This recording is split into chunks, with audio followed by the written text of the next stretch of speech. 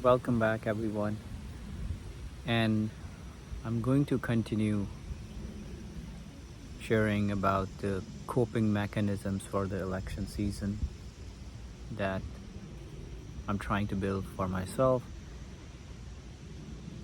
and I'm sharing with you all.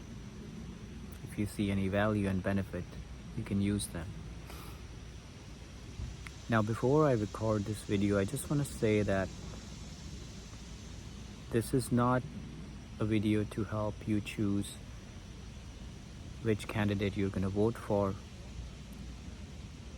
and neither I am relinquishing these candidates from their responsibility. Neither I'm saying that we don't hold people in power accountable. The objective of this video is that how do we cope this election season as we see elections have gotten bitter and almost like a war, and we're kind of trending downhill in that sense.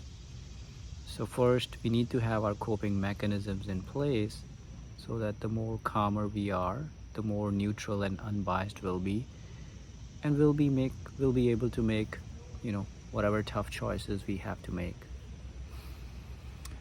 So, all right, going back into the coping mechanism that I'm going to share, and that is accepting the imperfection of the candidates, or the presidential candidate specifically, to say that we're going to vote for. Accepting their imperfections, accepting their humanness, like we want others to accept our imperfections and our humanness. Now, what it will do is that when we see them as humans, we understand that they're going to have some rough edges. And since they are a public figure, we're going to see the impact of their rough edges at a much larger scale. And that is how life is. Like anything in life, whatever is thrown at us, we can respond to it in a best way if we accept it, or if we try our best to accept it. I know it's hard, but if we try, we can do it. And same way, the candidates that we have in front of us, this phenomena, this process of elections that is unfolding in front of us in a bitter, in a very stressful way, that is part of the same cycle of life.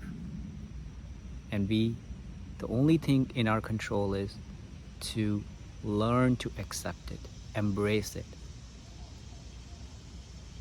And if you're struggling with accepting the imperfections of these candidates, let me give you a scenario.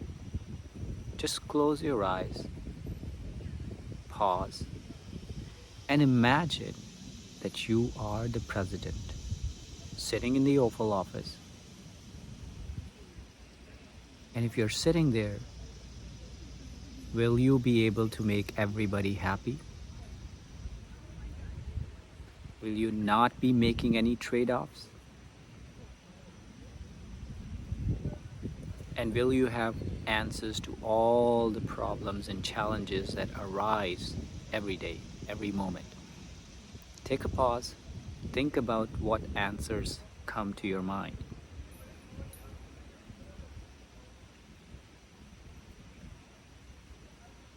Come back. And if you notice that the answers are not so easy, that's exactly the same for a candidate you like or you don't like. And whenever you find yourself in a situation where you find it's hard to accept the candidate, just go through this scenario a few times and it will help you.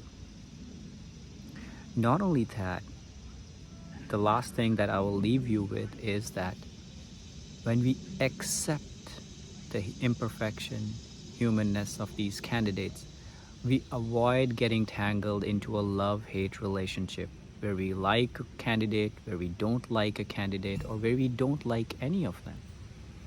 We get out of that love-hate relationship. We see the situation, the person neutrally, as unbiasedly we can, and then we make our choices. Because as a citizen, that is our responsibility to vote, to let our voice count. There are other ways to do that, and I think that's not the video is about. The video is simply about coping mechanisms. So if you accept, you will not get into a love-hate relationship. And that will keep your stress levels down on an everyday basis. And we know when our stress levels are down, we are relaxed. And when we are relaxed, we make the best choices. But if we are not, if we are in a love-hate relationship, we'll be more so in a fearful, worrisome state most of the days through the elections. And then our choices will not be that great. So, a few things to keep in mind. Accept the imperfection of the candidates. Imagine a scenario if you're the president, how will it be? And then third, when you accept, you're relaxed and you can make more objective, neutral, unbiased decisions or choices. And I'll leave you with that. Thank you all for listening.